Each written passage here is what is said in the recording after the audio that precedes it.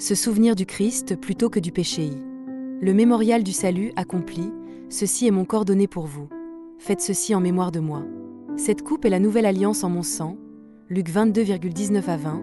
Le mot grec, anamnésie, signifie mémoire vivante, rappel actif. Jésus-Christ, l'unique juste et l'unique saint, a été crucifié afin de porter les péchés de tous ceux qui reçoivent le salut. Ainsi, nous qui étions pécheurs avons été sauvés, et notre péché a été crucifié avec lui. En mourant, Jésus a assumé la conséquence ultime du péché, c'est-à-dire la mort. Grâce à cela, nous continuons de vivre aujourd'hui, et nous recevrons, comme lui, une mort de juste, suivie de la résurrection et de la vie éternelle. 2. Au-delà du ritualisme, fixer les yeux sur Jésus cependant, même après avoir reçu le salut, nous ne pouvons pas éviter totalement le péché tant que nous vivons dans la chair.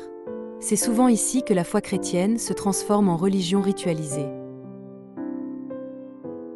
Par des rites, on cherche à obtenir à nouveau le pardon et à recommencer.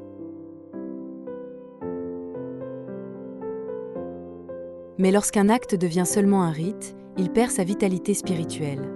Notre centre n'est pas l'acte religieux, mais Jésus lui-même.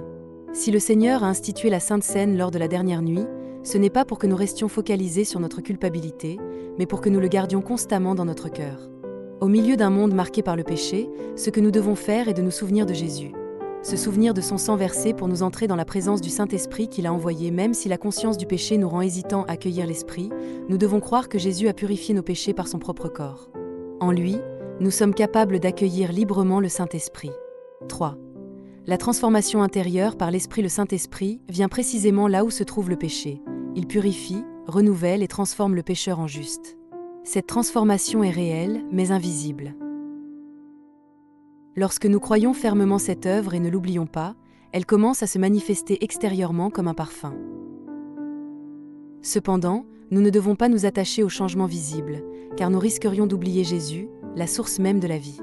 Revenons sans cesse à la source et désaltérons-nous à l'eau vive. Que chacun de nous vive ainsi, en se souvenant toujours du Christ, au nom de Jésus-Christ. Alléluia. Amen.